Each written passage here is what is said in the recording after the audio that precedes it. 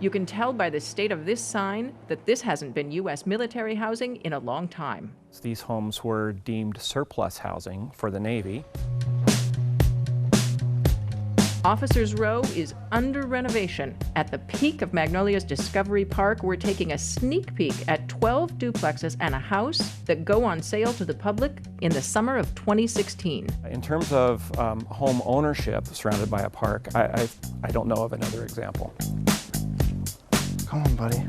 A quick stroll from Officers Row, Gary BLAKESLEE and his business partners have finished renovating 12 smaller colonial revival duplexes and a house. So we looked at them, and then literally 30 minutes later, we made an offer.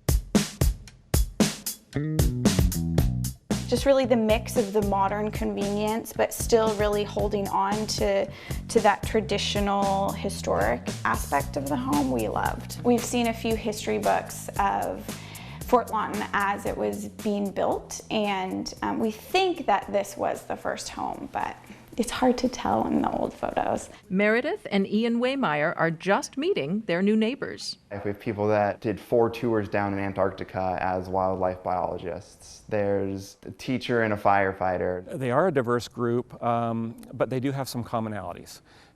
They do appreciate history in general. But this is a watercolor of the Great Seattle Fire. So that'll hang in here. We know that it was a non-commissioned officer's home.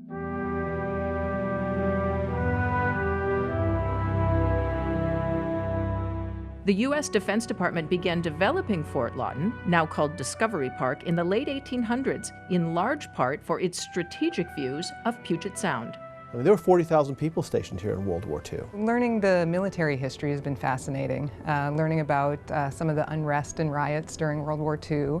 It was a prisoner of war camp.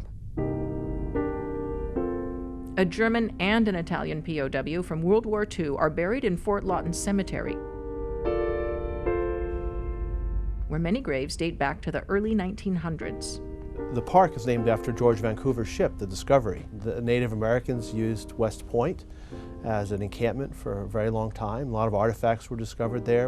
In 1970, as the U.S. military contemplated giving much of Fort Lawton to the city of Seattle, a movement began demanding that any land declared military surplus be formally transferred to local tribes. 20 acres are now leased to the Daybreak Star Indian Cultural Center, which opened in 1977. A love of the park's history is one commonality of new homeowners here. So is a long history with the park. 2 of them have been married in the park. So my grandpa owned an engineering firm just outside of the park, and so he and I would go on walks through the park when I was young. Now, Ian and Meredith are expecting their first child. The west facing is our room, which looks out to the park. And this one, the east-facing room, will be the baby's room. But it's not all babies' rooms and beautiful vistas. The caveat with having the original windows, they don't open all the time, but I think as they get more love, they will open normally. The 26 homes are considered historic Seattle homes, so you'd also better be a fan of butter yellow and brick. Very few exterior changes are allowed. They can't install a swimming pool. They can't install a big outbuilding or their own private fire pit. They can't do a big garden of their own.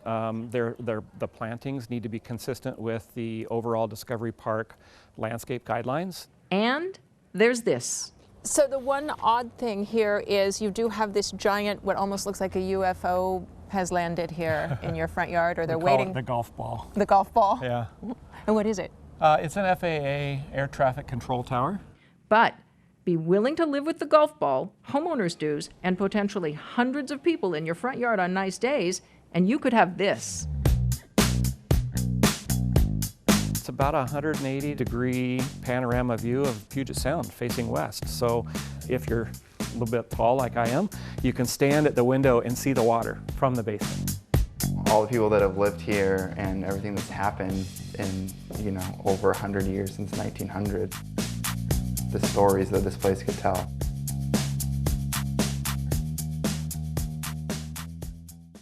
Watch CityStream Thursday nights at 7 on the Seattle Channel, or get video on demand and podcasts anytime at seattlechannel.org.